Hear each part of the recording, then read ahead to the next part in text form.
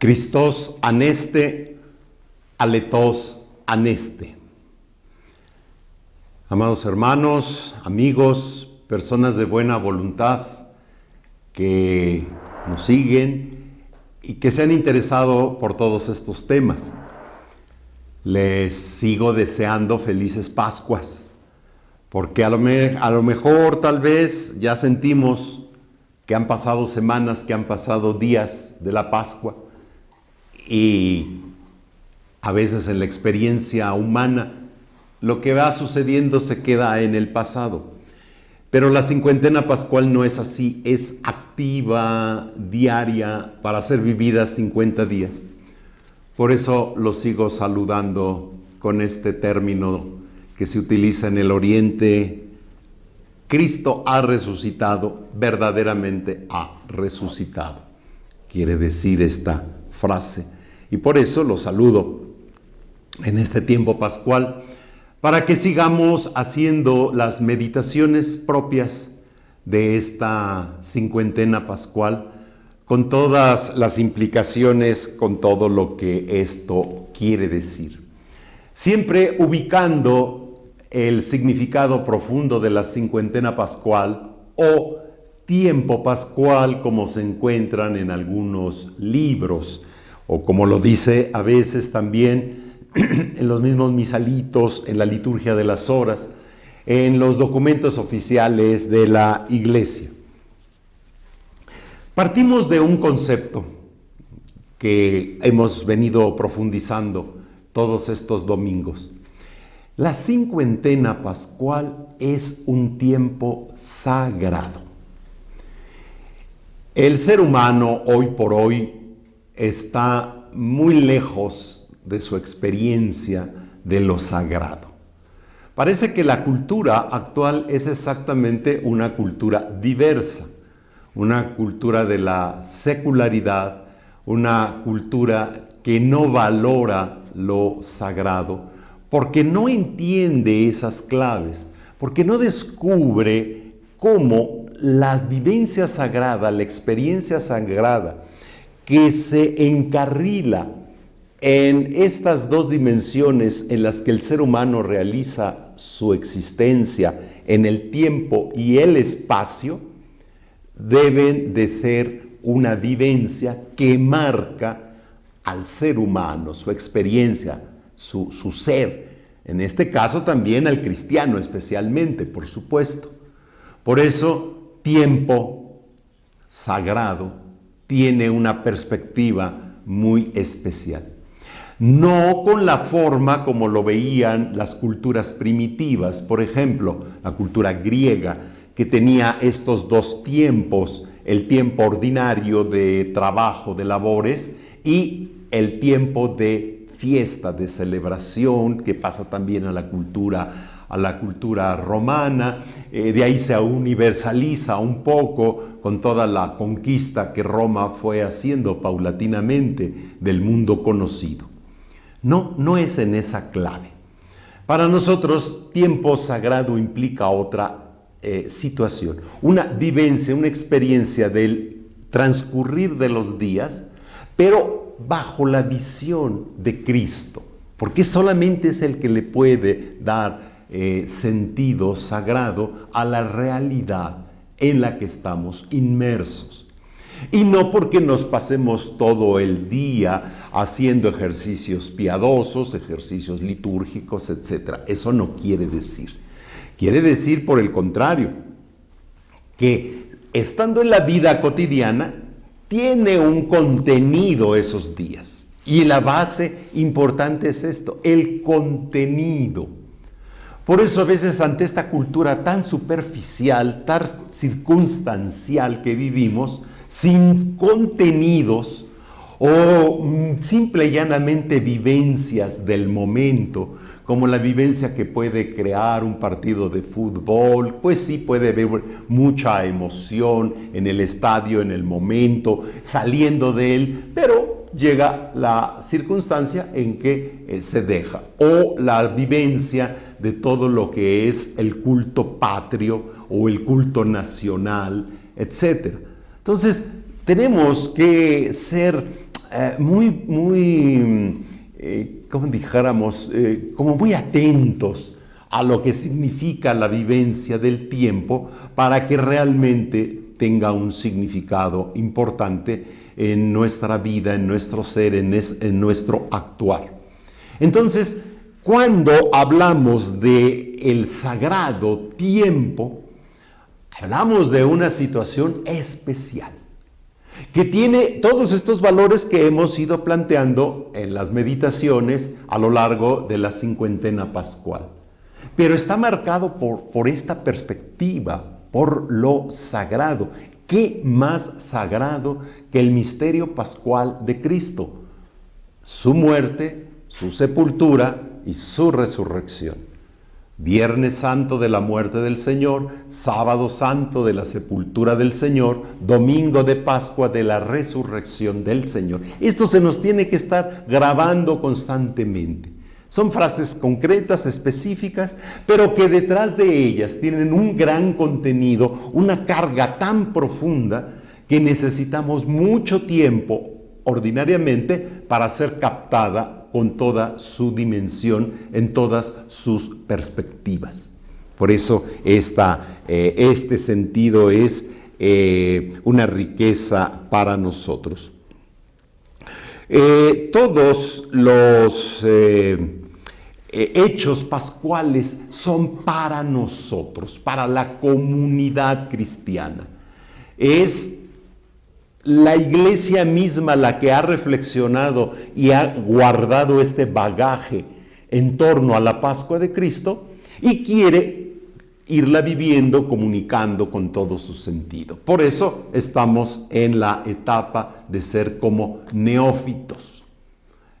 Aunque parezca una redundancia, es nuevo de nuevo. Nuevos neófitos, ya de por sí neófitos significa exactamente eso, nuevo, ya lo hemos dicho en alguna otra meditación. Porque nosotros somos partícipes de la vida del resucitado. ¿Cuánto tenemos que adentrarnos en esta dimensión, en esta verdad, en esta realidad? Que la vida del resucitado tiene una injerencia en nosotros. Por eso, los 40 días que fue dando origen a este núcleo que ahora llamamos la cincuentena pascual, después cuando se añade el novenario en espera del Espíritu Santo y se añade después el último día, el día 50, por eso se llama cincuentena, no es otra cuestión, no es otra dimensión de vida, sino la coparticipación del resucitado. Tenemos que ver especialmente la obra del resucitado entre nosotros. Siempre la vemos, los 365 días del año se dan. Pero este tiempo es mucho más especial, mucho más significativo. Como ya también les decía en una meditación, que finalmente la mamá siempre es motivo de cariño, de cuidado, de veneración, etc. Pero un día especial le dedicamos a esto, como el Día del Niño y como el Día del Papá y como el Día de la Familia y como todas estas cuestiones, que la sensibilidad actual, que esto se ha ido creando en la cultura ya muy contemporánea, implica acercarnos a esta verdad, a esta realidad, para que las implicaciones que esto tenga sea una expresión muy rica en la vida cotidiana. Y así la vida cotidiana está ciertamente como una vivencia muy profunda. La más grande, sublime expresión de la cincuentena pascual es la Eucaristía. Y esto lo vamos a profundizar también en el planteamiento que las catequesis mistagógicas de Jerusalén hacían y que ahora hemos retomado. Algunos puntos, no son muy exhaustivo todo esto, para guiarnos, para que sea un hilo conductor en el que entendamos qué está pasando durante esta cincuentena pascual. Quiero retomar una oración colecta, es la oración del inicio de la celebración de la Eucaristía, que procede del segundo domingo de Pascua.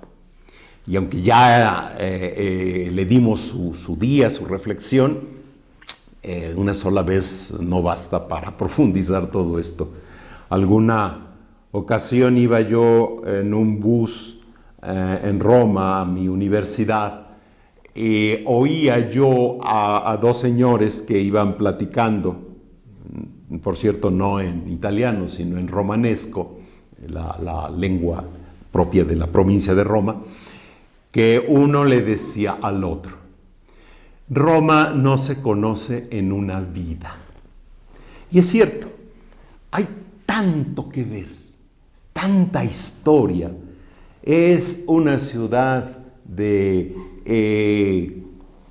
siglos, ininterrumpida de vida, porque a veces unas ciudades se destruyen o luego se vuelven a reconstruir, etc. Roma no tiene esa situación. Que no se conoce totalmente todo lo que hay en una vida de diferentes etapas, de diferentes situaciones. Basta entrar a una sola basílica e ir descubriendo todo lo que se ha guardado allí como memoria viva de los acontecimientos, con todo lo que implica. Entonces, así es un poco la liturgia, el año litúrgico y en este caso la cincuentena pascual. Por eso es a la que más tiempo le damos. A la Cuaresma le damos 40 días, pero a la cincuentena pascual le damos 50 días para profundizar, entender, descubrir, vivir, alegrarse y gozarse por ella. Y aún así no la agotamos en este sentido.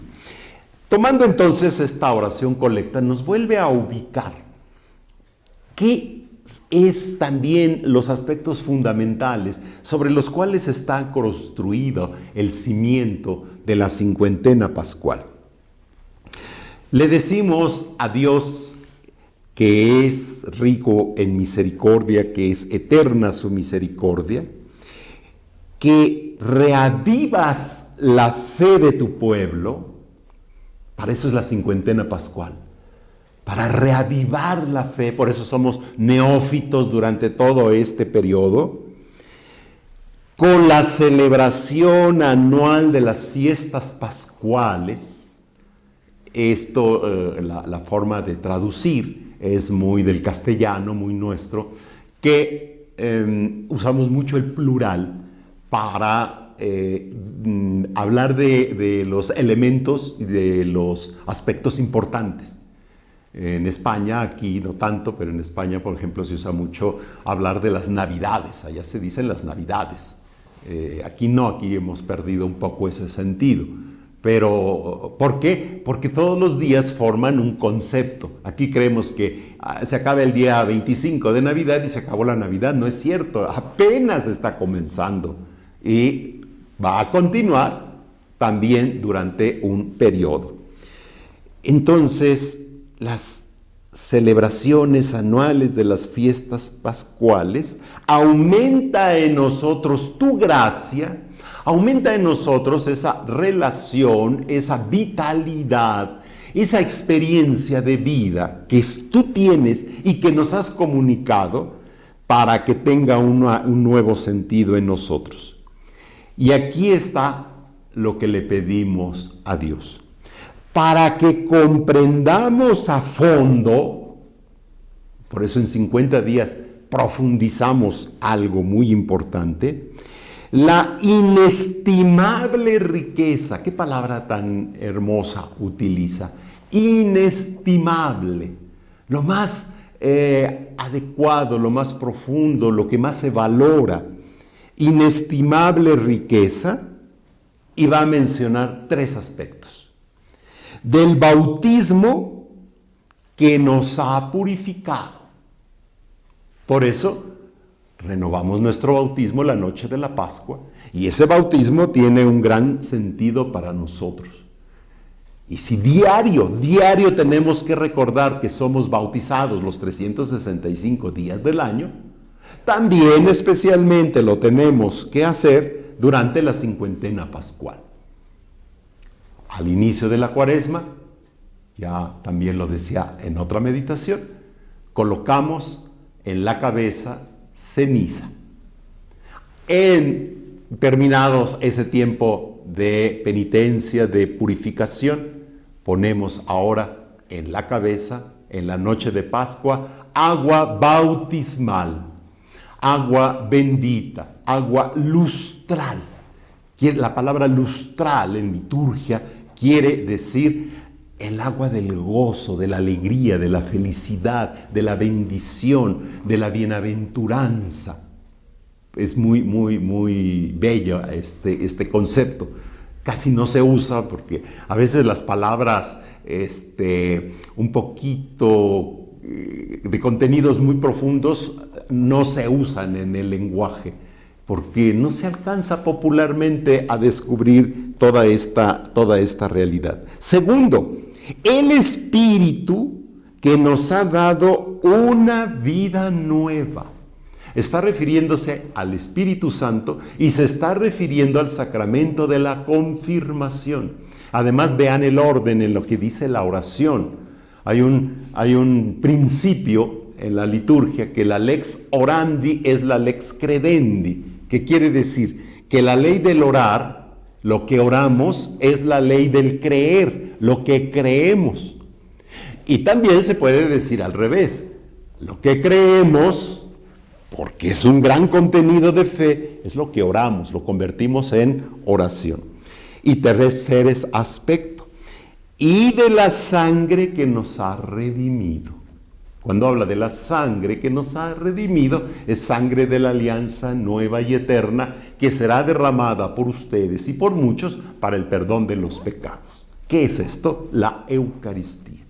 De modo que esta oración colecta sintetiza en sí misma todo el valor de la iniciación cristiana. Y no se nos olvide diario que somos iniciados en la fe cristiana. Esto no se hablaba antes, pero es necesario ahora retomar, redescubrir, pues, todos estos valores. Entonces, el misterio pascual de Cristo, esta revelación, porque eso quiere decir misterio, lo que se da a revelar, lo que se da a conocer, el velo que se recorre, que se quita, para descubrir lo que hay detrás. Este aspecto del misterio de la Pascua, muerte, sepultura, resurrección, ascensión, llegada del Espíritu Santo, la segunda llegada de Cristo que esperamos en la parusía, viene a constituir todo lo que se llama misterio pascual. Un gran descubrimiento, redescubrimiento que se hizo a partir del Concilio Vaticano II y que especialmente ha afectado a la liturgia. Cuando se empiezan a redescubrir los textos, se empiezan a crear nuevos textos, se empieza a darle un contenido nuevo y profundo a la liturgia, entonces allí aparece la base de la liturgia. El ejercicio del sacerdocio de Cristo que abra Sacrosantum un concilio no es otra cosa más que su misterio pascual. Y por eso hemos sido redimidos en este misterio pascual, concretizado en el bautismo, en este orden, en la confirmación y en la primera participación eucarística. No se puede cambiar el orden de los sacramentos de la iniciación cristiana. Va contra la fe, va contra la tradición de la Iglesia, aunque lo diga un obispo, no en su diócesis, no lo puede hacer, no lo debe hacer, porque si no se rompe la estructura de la iniciación cristiana. Entonces, qué importante es que en la cincuentena pascual profundicemos esta riqueza de lo que significa llamar a Dios Padre con las promesas que ha hecho en Cristo Jesús, celebrando su victoria, celebrando la liberación del pecado. Por eso, la Pascua nos une a la gracia del amor redentor. Y este amor redentor vivido en toda su riqueza, en toda su expresión. El verdadero significado, por lo tanto, de la cincuentena pascual es que no únicamente se puede reducir a un periodo, como existen los periodos del año litúrgico, los periodos de preparación, Cuaresma, Adviento, los tiempos de celebración, Pascua y Navidad, y el tiempo de profundización, tiempo ordinario, que más adelante hablaremos también de este aspecto. No es únicamente un periodo marcado por la alegría, por el aleluya, que ya hemos hablado en otra meditación también sobre esto, sino que debemos de descubrir cómo en la liturgia cristiana se desarrolla más profundamente el tema que ya mencionamos, el tema del misterio pascual. En este misterio pascual es como un solo y único don celestial, como una sola vivencia que se traduce en un día vivido en 50. Los seres humanos somos simbólicos y por eso tenemos la capacidad de darle estos simbolismos para que este simbolismo vaya penetrando, vaya llegando profundamente. Las cuarentenas, por ejemplo, y ahora que hemos vivido esa experiencia de cuarentena, claro, en el sentido estricto tendría que ser 40 días. Cuando lleguemos al día 40 de la resurrección, tendrá su propia dinámica. Como dicen a veces ahora ya de Basile, que la cuarentena se convirtió en cuarenterna. Entonces, las cuarentenas tienen una profunda expresión antropológica. Se comenzaron, y porque el hombre primitivo era muy observador de todo esto, en el periodo que una mujer, después de dar a luz, requería para como restituirse otra vez a la vida ordinaria y comenzar el ejercicio de esta experiencia de la maternidad. Ahora ya a partir del siglo XX, de la mitad del siglo XX, empezaron a ser las señoras muy modernas y al segundo día, después del parto, se levantan, suben, bajan y según esto quieren hacer una vida normal. Pero no descubren lo que hay internamente, lo que ha sucedido internamente, físicamente y psicológicamente. La nueva vivencia que se va dando. Y entonces eso requiere ese periodo de los 40 días. Por eso en la historia de la humanidad también el número 40 está tan ligado a todas estas experiencias, a todas estas expresiones. Porque después del 40 entonces se viene al periodo de la eternidad.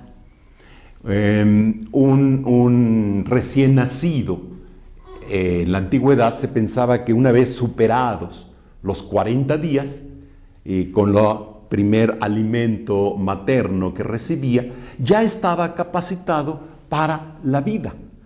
Y esa vida no nada más iba a ser la vida humana, el periodo que le tocara vivir, que viviera, sino ya tenía en ciernes en sí mismo la vivencia de eternidad. Todas las culturas, todos los seres humanos siempre han pensado de esta forma, de esta manera. El cristianismo lo único que ha venido a hacer es a retomar todos estos elementos y a darles contenido y sentido nuevo. ¿A partir de qué? A partir exactamente de la vida nueva de Cristo Jesús, de su resurrección y todo lo que implica en este aspecto. Por eso la cincuentena pascual, a diversidad de la cuarentena ordinariamente no es ni para fiestas ni nada de eso, y por eso en esta cuarentena hemos experimentado lo que eso significa, y aunque a veces hay muchas personas necias que se andan juntando, reuniendo, etcétera, y por eso tenemos la cantidad de contagios que tenemos, porque según esto ya no aguantan estar en su casa. Entonces, la experiencia de la cincuentena es la experiencia de la verdadera fiesta.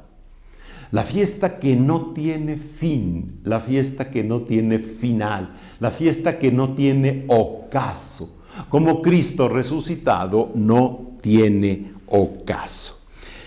Por eso se participa como anticipo de la fiesta definitiva con la santa muerte, la muerte santa de Cristo y la muerte finalmente, el dormirse en el Señor de sus discípulos, y la participación nueva en la resurrección, en el triunfo de Cristo. Por eso esta cincuentena es para completar toda la iniciación cristiana de quien le falte, especialmente a los niños que en la infancia fueron bautizados y después recibieron la formación, la catequesis, etcétera, y deben de concluir su iniciación cristiana. Dos sacramentos que deben ser siempre celebrados juntos, aunque prácticamente no se hagan, pero no porque en el espíritu de la Iglesia no exista, sino porque todavía tenemos una mentalidad muy arcaica de la tradición de todas las abuelitas del mundo.com, porque creen que lo que hicieron en su tiempo así sigue, debe de seguir siendo, y no siempre lo que se hizo antes era lo más adecuado. Entonces, la confirmación y la primera participación eucarística deben de ser juntos. En Oriente, a un recién nacido se le da toda la iniciación cristiana exactamente en el mismo día del bautismo. Bautismo, confirmación y participación eucarística. Los presbíteros orientales están delegados para la confirmación. Y los recién nacidos reciben la Eucaristía con una pipeta para recibir la sangre de Cristo, porque quien recibe o el cuerpo o la sangre recibe la totalidad de Cristo. Un pequeñito, porque en Oriente a un niño se le bautiza a los 2-3 días de nacido, un poco como se hacía antiguamente. Inmediatamente pues está ya dispuesto para esta participación. Quiero retomar las catequesis mistagógicas de Jerusalén para descubrir otro aspecto en el cual era instruido el neófito y en el cual nosotros nuevamente tenemos también que ser instruidos. Tenemos nuevamente que retomar. No, los contenidos de la fe son tan grandes, tan amplios, que no se conocen en una vida. La riqueza de la persona de Cristo, el Evangelio, es tan profundo que no se conoce en toda una vida. A veces esos que creen que ya conocen todo y por eso hablan tan superficialmente, no conocen absolutamente nada de esta realidad tan profunda. ¿Qué le interesa a Juan de Jerusalén o a Cirilo de Jerusalén presentarle a los neófitos? para que su fe se madure, para que su fe crezca, para que su fe se fortifique. Hacen una profunda reflexión sobre la celebración de la Eucaristía. Porque al final, la celebración de la Eucaristía es la culminación del ser cristiano. Y entonces, en base a esto, esta realidad se da, esta realidad se hace presente. La primera carta de San Pedro, del apóstol San Pedro, en su capítulo 2, en los versos 1 y siguientes, se fundamentan las catequesis de Jerusalén para ayudarle al neófito y ayudarlos a nosotros ahora también en esta situación de neófitos, para redescubrir, para entender toda esta realidad. Dice la primera carta de Pedro en su capítulo 2, ahora, despojados de toda maldad, engaño e hipocresía, de toda envidia y difamación, todo lo que es pecaminoso, que ya se quedó purificado por el pecado, se sumergió en las aguas bautismales, porque las aguas bautismales tienen también esa tarea de hacer morir todo aquello que no conviene, como en el diluvio universal que murió la humanidad, que no seguía la alianza con Dios. Siguiente paso, busquen como niños recién nacidos, neófitos, la leche espiritual, no adulterada. Hoy por hoy no queremos nada adulterado, para crecer sanos. Esta vida de los neófitos tiene que ser un crecimiento sano, saludable. ¿Quién no quiere que su hijo vaya desarrollándose sano, saludable? Y al contrario, qué dolor, qué tristeza cuando un niño está enfermo. Y lástima que ahora se han multiplicado tanto las enfermedades con los niños. Parece una situación ilógica. Pero hay que pensar en las alimentaciones, hay que pensar en qué comen los niños, hay que pensar en cómo viven los niños, etc. Ya que han gustado, qué bueno es el Señor. Hay un salmo, esto está inspirado en un salmo que dice, gusten y vean qué bueno es el Señor, dichoso el que se acoge a Él. Él es la piedra viva rechazada por los constructores, elegida y estimada por Dios, su Hijo. Por eso al acercarse a Él, también ustedes como piedras vivas participan de la construcción de un templo espiritual. Somos piedras vivas en el cuerpo místico de Cristo. Y forman un sacerdocio santo. Todo bautizado ejerce esta función sacerdotal en cuanto es capaz de ofrecer su vida y sus acciones a Dios, que ofrece sacrificios espirituales, pero no en el sentido negativo los sacrificios, sino en el bien en favor de los demás, aceptables a Dios por medio de Jesucristo. Por eso esta carta que escribió Pedro, la primera carta de Pedro, es una carta profundamente bautismal. Es la clave con la que podemos leerla. Por eso en el tiempo pascual, en la cincuentena pascual, en un año también se lee únicamente la carta de Pedro, como en otro año se lee el Apocalipsis y como en otro año se lee la primera carta de San Juan en este sentido. La vivencia de la purificación. Y de alguna forma, de alguna manera, esta base de la que plantea el apóstol está correlacionada a la vida que va a desarrollar el neófito. Cuando la catequesis de Jerusalén presenta la Eucaristía, presenta los ritos más sobresalientes. Además hay que pensar que estamos hablando en el siglo IV. Esto sucede en el siglo IV.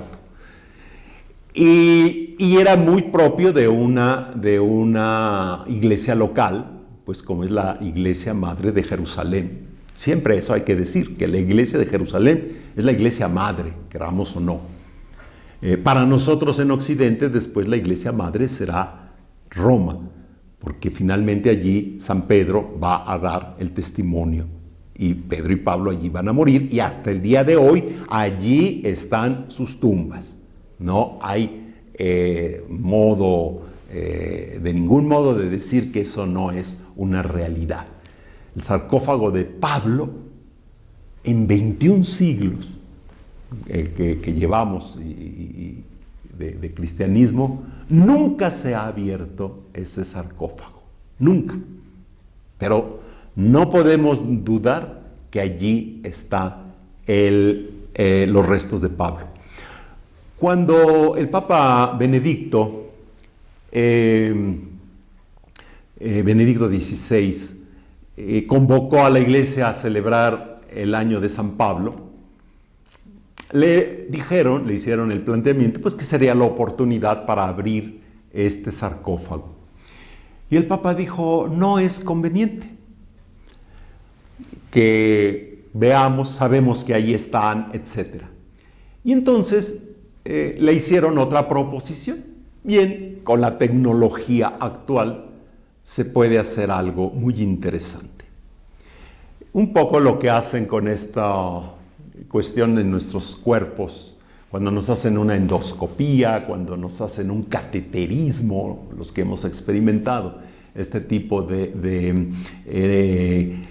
terapias en nuestro cuerpo, pues, sucede algo maravilloso. Entonces, ¿qué hicieron?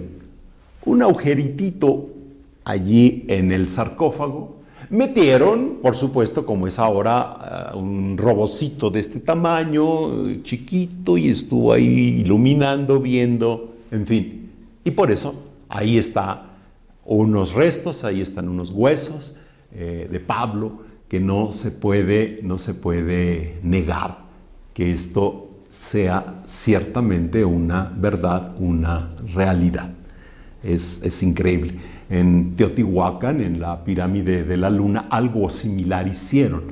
Para no hacer una gran excavación, entonces inventaron un pequeño robot, hicieron una apertura y ese pequeño robot fue entrando y fue viendo todo lo que había en el espacio, en el centro de la pirámide, debajo, y además de allí sacaron algunos elementos para estudiarlos, en fin.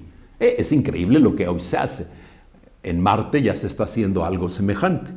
Ya se han traído piedras de Marte y anda el Security y anda esa nueva sonda que mandaron y, en fin, ya ahora no es ciencia del otro mundo poder hacer todo este aspecto.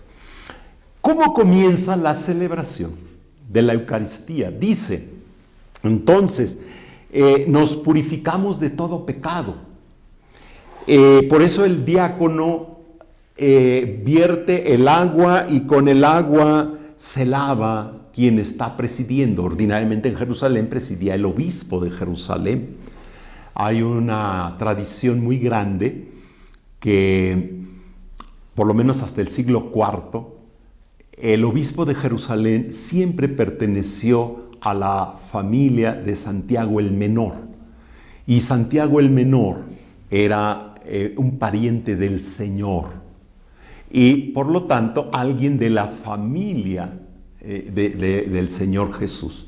Cristo no vino así como un aerolito al mundo, cayó en medio de una familia constituida por María, por José, que al mismo tiempo tenían, porque la manera antigua de vivir, una forma así como de clan y de todo esto. Ahora que estamos en el año de San José, todo esto también nos puede ayudar a pensar, a reflexionar, pues la estructura familiar en la que vivió José.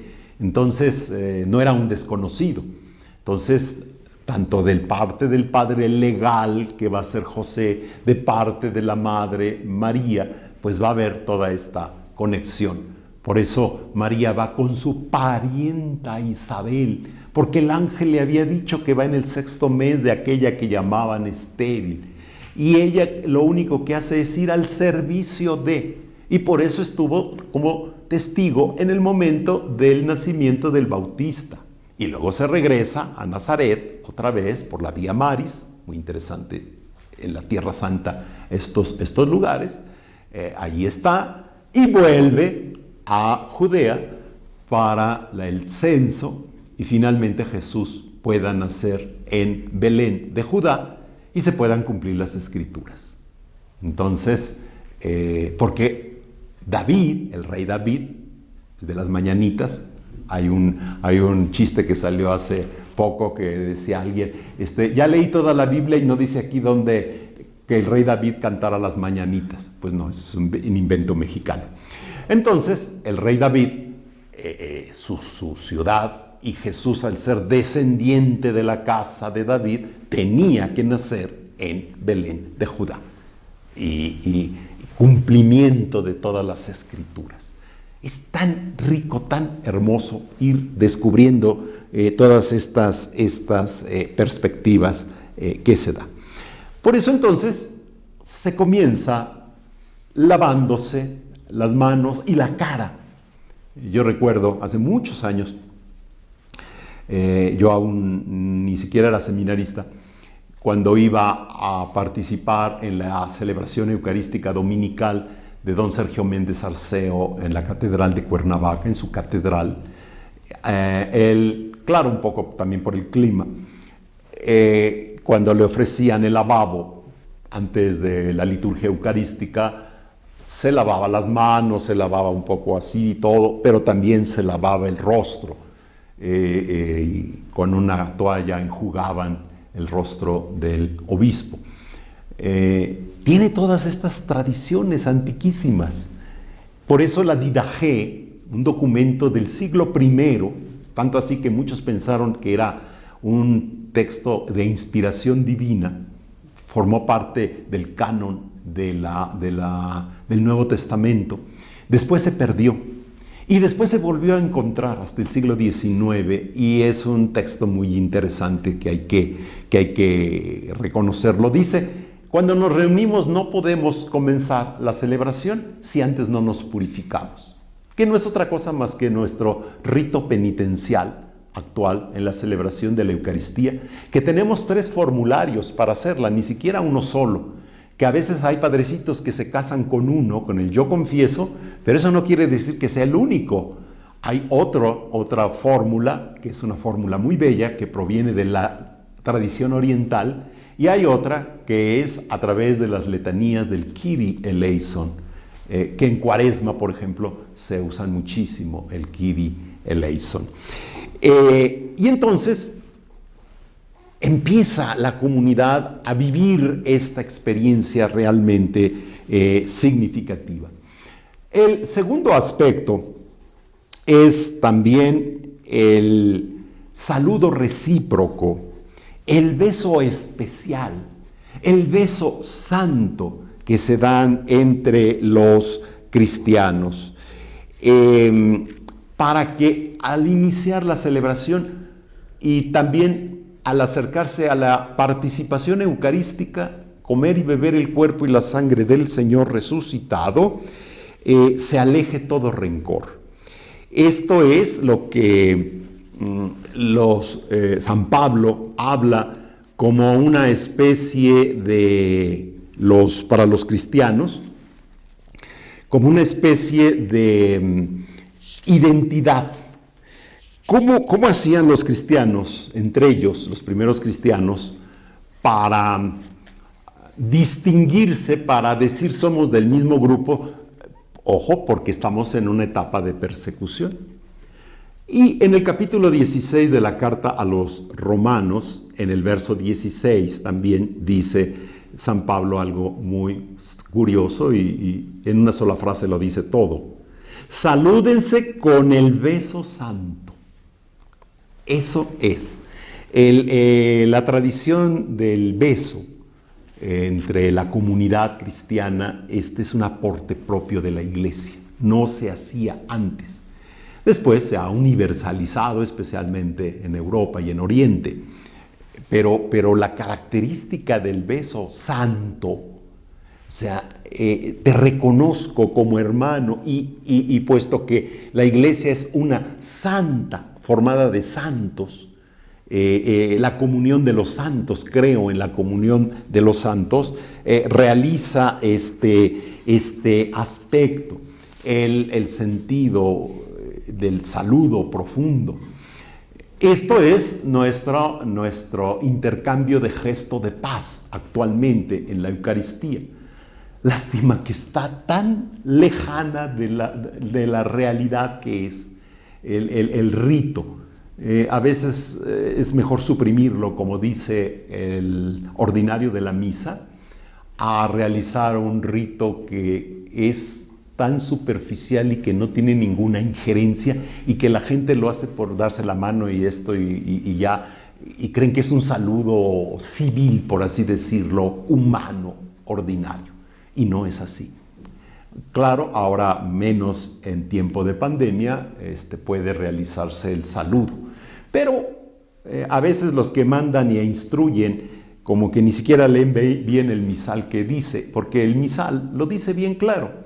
Si es conveniente, se suprime el rito. Simplemente se suprime.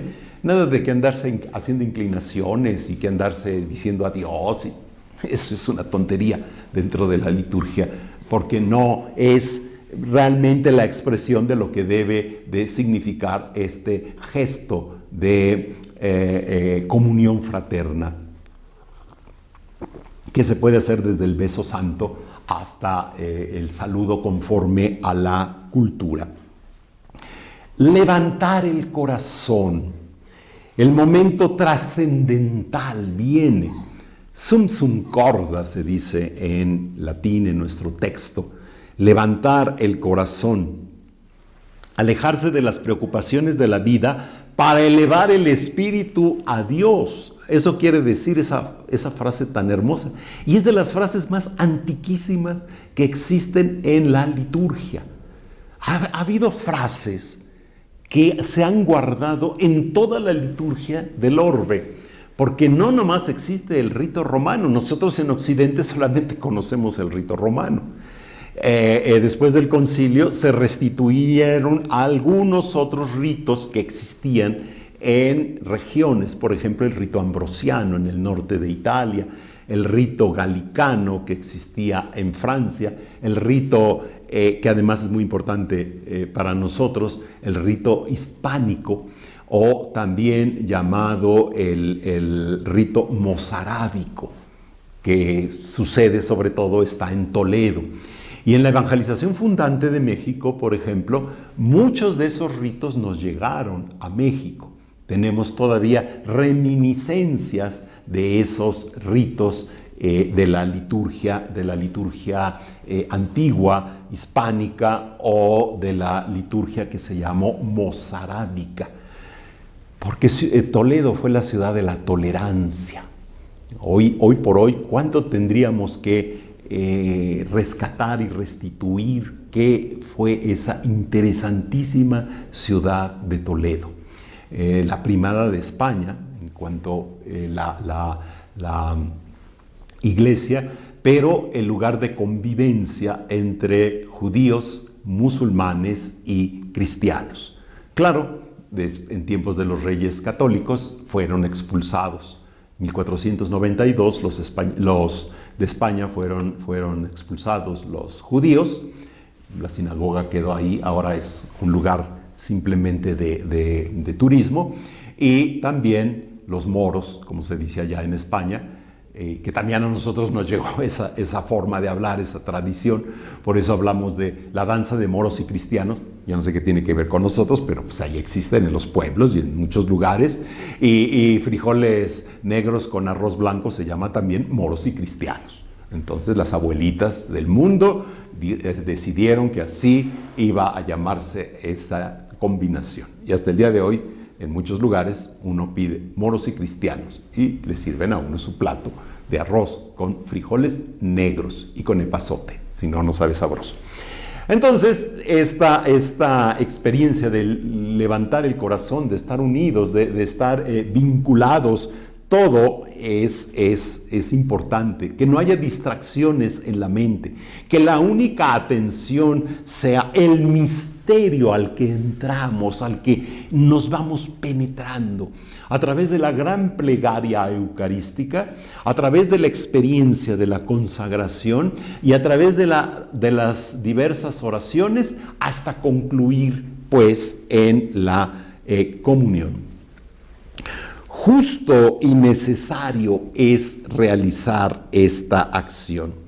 Es justo y además necesario. A veces el "y" en castellano suena muy curioso porque parece que estamos, si lo decimos como muy rápido, justo y necesario.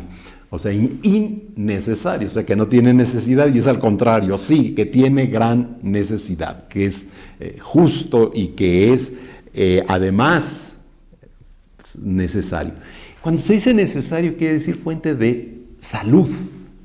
Por eso necesitamos, esto es necesario. Es necesario que tomes esta medicina. Es necesario que hagas esta terapia. Porque allí está el valor de la salud y de lo que sea, pues, en este aspecto muy importante. Volvemos a San Pablo en el capítulo quinto de Pablo, en el verso 10, del 10 al 11, dice algo muy hermoso.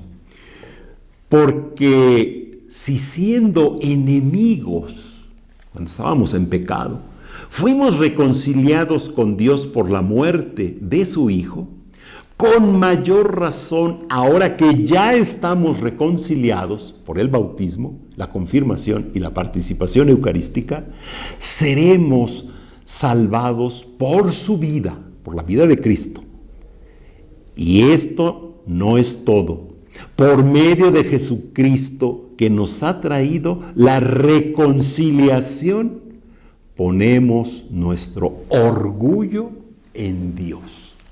Nuestro orgullo no puede ser otra realidad que Dios. San Pablo dice también que por eso debemos de gloriarnos en la cruz de Cristo. Esto ya hicimos una meditación de esto a propósito del Jueves Santo, cuando arranca la introducción al Tríduo Pascual y dentro del contexto del Tríduo Pascual, la antífona con la que se inicia la celebración de la Cena del Señor es exactamente esa. Nuestra única gloria es la cruz de Cristo.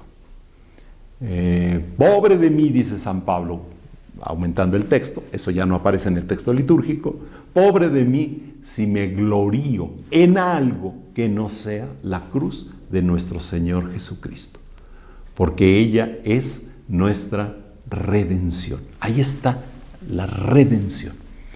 ¿Qué texto más hermoso para ilustrar lo que va a ser el Viernes Santo? Porque el jueves por la tarde, después de la caída del sol, la Cena del Señor no es más que una introducción al gran Viernes Santo, en donde ahí está nuestra única gloria. Después el himno del Santo, habla la Iglesia de Jerusalén, las catequesis de Jerusalén hablan del Santo, que nos acordamos del cielo, de la tierra, del mar, del sol, de la luna, de las estrellas, de todo lo creado, lo racional y lo irracional, lo visible y lo invisible, y lo unimos en una sola alabanza, unidos a los ángeles, a los arcángeles, a las virtudes, a las potestades, a los tronos, a las dominaciones, a los principados, etc. Toda esta visión que se tiene de lo que fue el aspecto de la forma, la vida de la resurrección en Cristo. Después va a venir y va a manifestar todo el aspecto de la epíclesis, esta catequesis. Pero este tema va a conectar muy bien con lo que es Pentecostés. Por eso lo dejamos de la catequesis de Jerusalén, mistagógica, y lo retomamos después. Para el sexto domingo de la Pascua, ¿qué texto del Evangelio es el que va a ser proclamado en este sexto domingo de Pascua? En el ciclo B, en el que estamos, es proclamado un texto muy bello. Es continuación, exactamente el siguiente versículo del domingo anterior, cuando Jesús nos hablaba de la vid verdadera. Esa fue la imagen que se utilizó. Ahora viene a profundizar a partir del verso séptimo, lo que esto significa, de lo que esto es. Perdón, no es del séptimo, sino del noveno. Jesús dice a sus discípulos: como el Padre me ama, así los amo yo.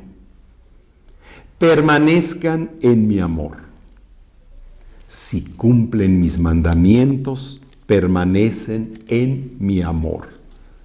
Lo mismo que yo cumplo los mandamientos de mi Padre y permanezco en su amor.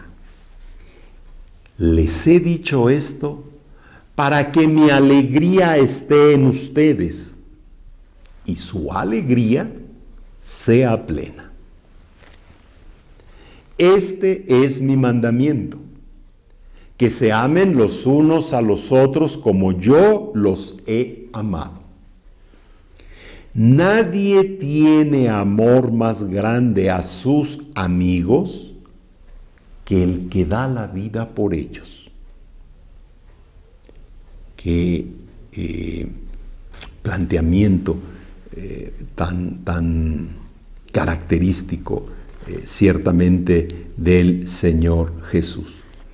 Ustedes, está hablando a los discípulos, son mis amigos si hacen lo que yo les mando. Ya no los llamo siervos, porque el siervo no sabe lo que hace su amo. A ustedes los llamo amigos, porque les he dado a conocer todo lo que he oído a mi Padre. No son ustedes los que me han elegido. Soy yo quien los ha elegido y los ha destinado para que vayan y den fruto, y su fruto permanezca, de modo que el Padre les conceda cuanto pidan en mi nombre. Esto es lo que les mando. Esta es la conclusión: que se amen los unos a los otros. Este texto evangélico para el sexto domingo de la Pascua es verdaderamente un tema muy rico. El centro es exactamente el tema del amor. El Padre ama al Hijo. El Hijo vive por el amor del Padre. Por eso San Juan dice que Dios es amor. Esa es su característica, su identidad. Amor sin límites. Y ama al Hijo. Y amando al Hijo, el Padre ama al mundo. Si no, no hubiera tenido sentido la muerte y la resurrección de Cristo.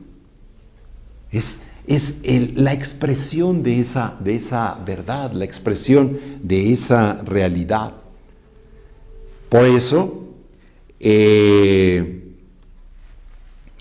la vivencia personal entre Cristo y el discípulo suscita la fe.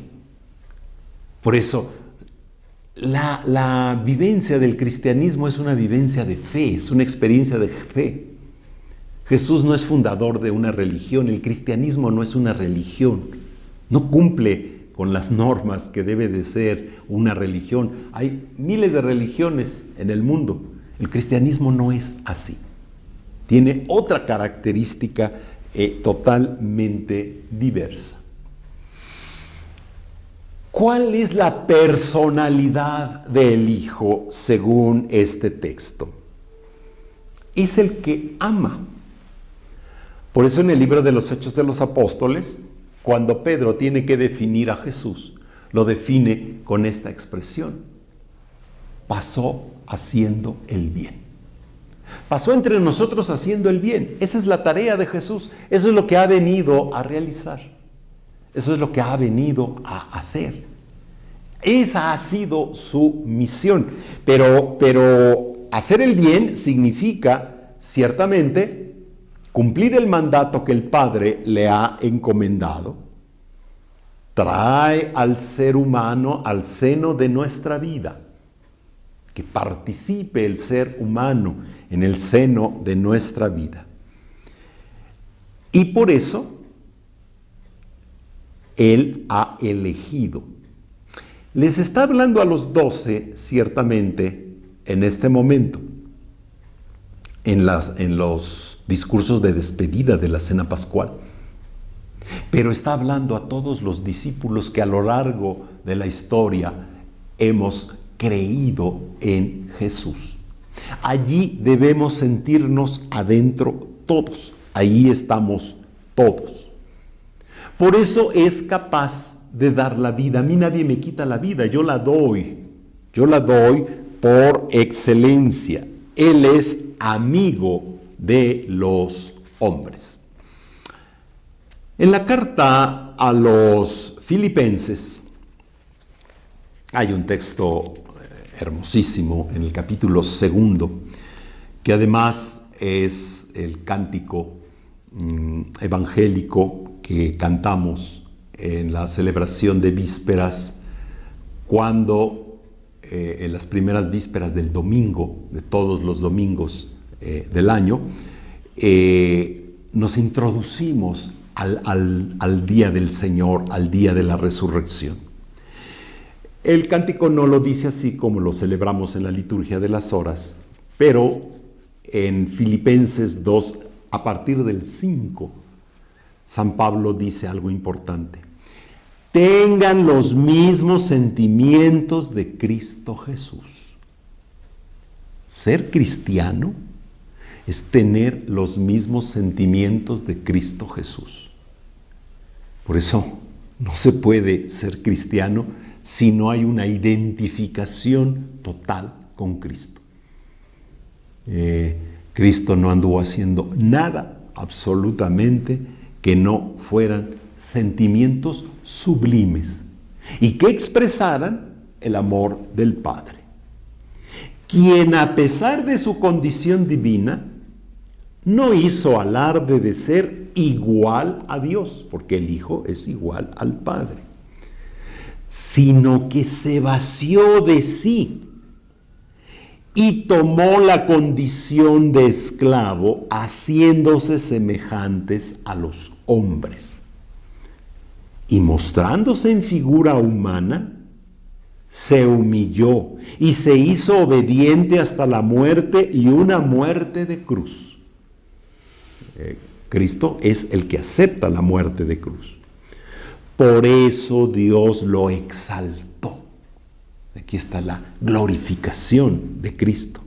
Y le concedió un nombre superior a todo nombre, para que ante el nombre de Jesús toda rodilla se doble en el cielo, en la tierra, en el abismo, y toda lengua confiese Jesucristo es Señor, para gloria de Dios Padre. Y cuando Pablo, que seguramente este himno lo retoma de la comunidad cristiana, seguramente no es hecho por él, cuando dice que Jesucristo es Señor, el Kyrios, como se dice en griego, por eso en la misa decimos a veces Kyrie eleison, Christe eleison.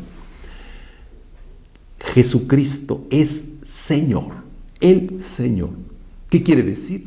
Que es el victorioso. Es el que ha roto las cadenas de la muerte y del pecado para surgir, para resucitar a una vida nueva, para ser levantado a una vida nueva. Y todo el que cree en Él es levantado a una vida nueva. Por eso, entonces, Jesús da un solo y único mandamiento. El mandamiento de la caridad. Creer significa amar. Si no, no tiene sentido. Lástima que, como dice el Papa Benedicto XVI en su primera carta encíclica a la Iglesia, no tenemos el sentido auténtico del amor. Perdemos a veces, nos perdemos pensando solamente en el amor del eros, como ya desde la filosofía griega se había reflexionado, y no llegamos al amor de la filía, de la filiación, de la capacidad de caridad verdaderamente, de donación. Deus caritas et, Dios es caridad. ¿Pero qué quiere decir? Dios es amor, Dios es donación, porque se donó en su Hijo. Por eso, permanecer en Cristo es permanecer en la alegría de su entrega. Un solo mandamiento: ámense los unos a los otros. Pero esta capacidad de amor solamente la puede inspirar el Espíritu Santo. Si no, no tiene ningún sentido. Por eso el discípulo de Cristo es el discípulo que vive, que realiza esta vivencia del amor, esta doble acción del amor. Amar a Dios y amar al prójimo, amar al hermano. Esto ya está planteado desde el Antiguo Testamento. Jesús lo único que viene a hacer es darle sentido para esta realidad. Por eso, a veces no quieren creer en la iglesia, aunque lo decimos en el credo, creo en la iglesia. Porque creer en la iglesia es muy difícil. A veces es muy fácil creer en Dios, pues porque quién sabe dónde está. Pero creer en la iglesia es creer en el amor efectivo, en el amor concreto, en el amor expresado en acciones caritativas. Pues por eso dicen, no, ¿para qué creo en la iglesia? Si al final me lleva a un compromiso. Por eso San Agustín al final dice, ama y haz lo que quieras. Pues sí, pues que quien ama no puede hacer el mal, no puede destruir, no puede ir por estos caminos, por estas situaciones ciertamente de destrucción. Entonces, esta vivencia, esta experiencia del mutuo amor, de la mutua caridad, es el adentrarse en el misterio divino, en el misterio de Dios, y el amor es la síntesis de todos los mandamientos. Si no, los mandamientos de la antigua alianza, retomados en la nueva alianza, no tendrían ninguna expresividad, no tendrían ningún sentido. Vaya que este sexto domingo de Pascua, con este texto del Evangelio, es sumamente exigente. Requiere una plena contemplación, requiere una vivencia importantísima para nosotros, el captar, el descubrir la fuerza, el sentido, la perspectiva del amor. Christos aneste, aletos aneste.